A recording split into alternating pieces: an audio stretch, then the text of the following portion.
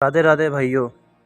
तो आज हम बात करते हैं श्री निधिवन की, जो कि यमुना के समीप स्थित बहुत एक रमणीक कुंज है। यहाँ अद्भुत आनंद की अनुभूति होती है। निधिवन ही वास्तविक नित्य वृंदावन है।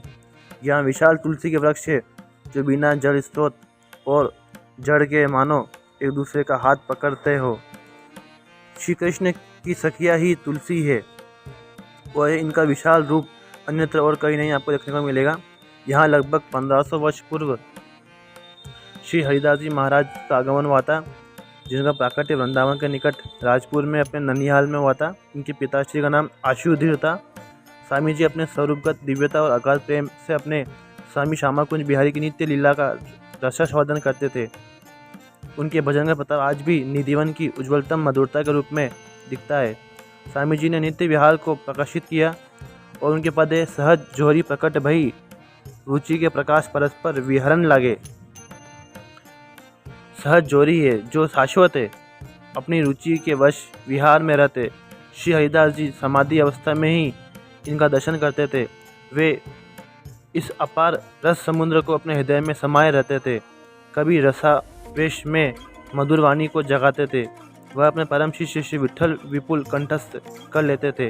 यही पद केलीमाल कहलाता है, जिसमें निधिवन की सहज माधुरी पल्लवित हुई है। निधिवन में ही वह लीला प्रवेश कर गए।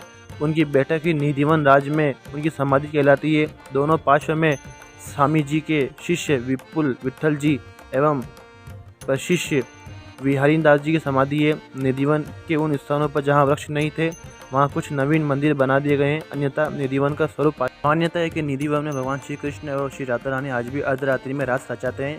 रास के बाद निधिवन परिसर में स्थापित रंग महल में शयन करते हैं। रंग महल में रोज प्रसाद के रूप में लड्डू, माखन, मिश्री रखा जाता है, जिसका भोग रोज भगवान श्री कृष्ण और ठाकुर रानी लगाते हैं। मान्यता यह भी है कि रखे गए श्रृंगार के सामान से रोज राधा रानी अपना श्रृंगार करते हैं। श्री कृष्ण प्रसाद ग्रहण करते हैं। शयन के लिए पलंग लगाया गया है। सुबह बिस्तर को देखने से प्रतीत होता है कि यहाँ पर कोई विश्राम करने आया था, अर्थात ठाकुर जी स्वयं यहाँ पे आश्रय में आते हैं। लगभग 2-2.5 एकड़ में फैले निधिवन के वृक्षों की खासियत यह है कि किसी भी वृक्ष तने नहीं मिलते, सीधे नहीं मिलेंगे आपको। इन वृक्षों की डालियाँ नीचे की ओर झुकी हुई और आपस में गुंथी हुई होती है। वृक्षों को देखकर ऐसा लगता है कि मानो वृक्ष एक दूसरे से आलिंगन कर रहे हो।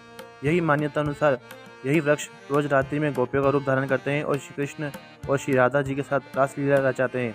निधिवन परिसर में ही संगीत सम्राट ध्रुपद जनक स्वामी हरिदास जी महाराज की जीवित समाधि, रंग महल, बांके बिहारी जी का प्राकट्य स्थल, राधा रानी, बंशी चोर आदि दर्शनीय स्थान है।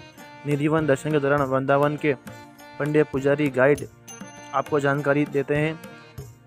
उनके अनुसार निधिवन में प्रतिदिन रात्रि में होने वाले श्री कृष्ण जी की रासलीला को देखने वाला व्यक्ति अंधा, गूंगा, बहरा, पागल हो जाता है, ताकि वह किसी को बता ना सके पाता है। इसी कारण रात्रि 8 बजे के बाद पशु पक्षी परिसर से गायब हो जाते हैं। बंदर, भक्त, पुजारी सब चले जाते हैं। परिसर के मुख्य द्वार पर ताला लगा दिया जाता है। यहाँ के स्थानीय लोगों के अनुसार जो भी यहाँ पर रात में रुकता है वह सांसारिक बंधन से मुक्त हो जाता है। जिनकी समाधियाँ निधिवन के परिसर में बनी हुई है। यहाँ 16,000 आपस में गुंथे हुए वृक्ष दिखाई देते हैं और सुबह 5:30 बजे के रंग महल का पट खुलता है। तो गाइस, वीडियो आपको कैसा लगा प्लीज़ चैनल को लाइक, वीडियो को सब्सक्राइब करना। राधे राधे।